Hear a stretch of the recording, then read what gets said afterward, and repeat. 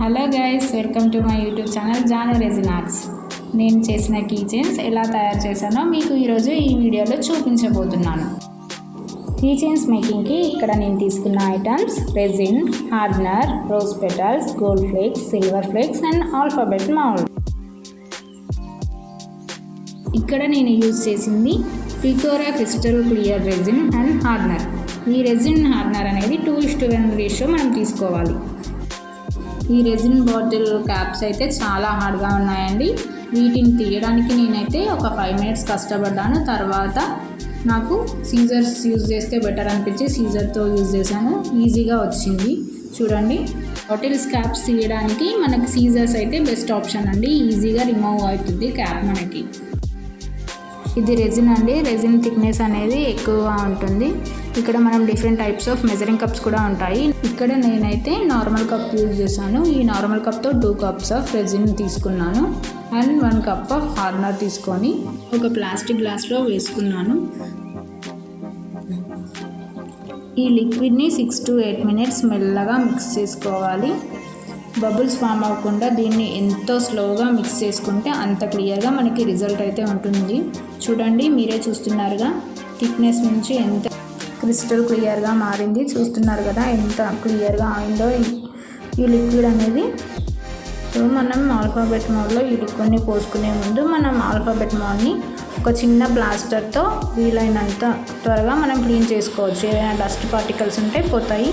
ఈ విధంగా నేను చూపించిన విధంగా క్లీన్ చేసుకోవాలి. ఇప్పుడు ఈ రెజిన్ అండ్ హార్డ్నర్ లిక్విడ్ని మనకి కావాల్సిన ఆల్ఫాబెట్ మౌల్డ్ లెటర్లో వేసుకోవచ్చు. నేనైతే ఇక్కడ బి లెటర్లో పోర్ చేసుకున్నాను అండ్ జే లెటర్లో పోర్ చేసుకుంటున్నాను. ఇప్పుడు నేను పోర్ చేసుకున్న బి లెటర్లో రోజ్ పెటల్స్ని ఒక్కొక్కటిగా వేస్తున్నాను. మనం రోజ్ పెటల్స్ని ఎప్పుడైనా డ్రైడ్ వే యూజ్ చేయాలండి. ఫ్రెష్ ఫ్లవర్స్ని యూజ్ చేయడం వల్ల వాటి కలర్ అనేది చేంజ్ అవుతుంది. ఫ్లవర్స్ అయినా యూజ్ చేయవచ్చు, కాకపోతే ఆ ఫ్లవర్స్ అనేటివి డ్రైగా ఉన్నప్పుడే మనం యూజ్ చేయడానికి ఈ రెజిన్ ఆర్ట్లో యూజ్ అవుతుందండి.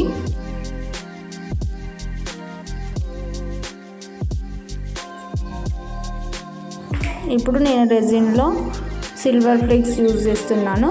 ఈ సిల్వర్ ఫ్లేక్స్ అండ్ అలానే రోజ్ పెటల్స్ వేసుకొని బాగా మిక్స్ చేసుకున్నాను స్లోగా.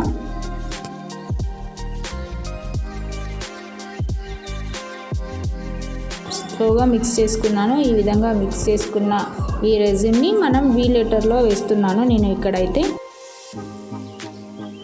ముందు బి లెటర్లో రెజిన్ పోర్ చేశాక పెటల్స్ వేసుకొని చేయొచ్చు, లేదా ఇప్పుడు చూపిస్తున్నట్లుగా బి లెటర్ కోసం ముందే రెజిన్లో ఫ్లేక్స్ అండ్ పెటల్స్ని మిక్స్ చేసుకొని కూడా వేసుకోవచ్చు ఈ విధంగా.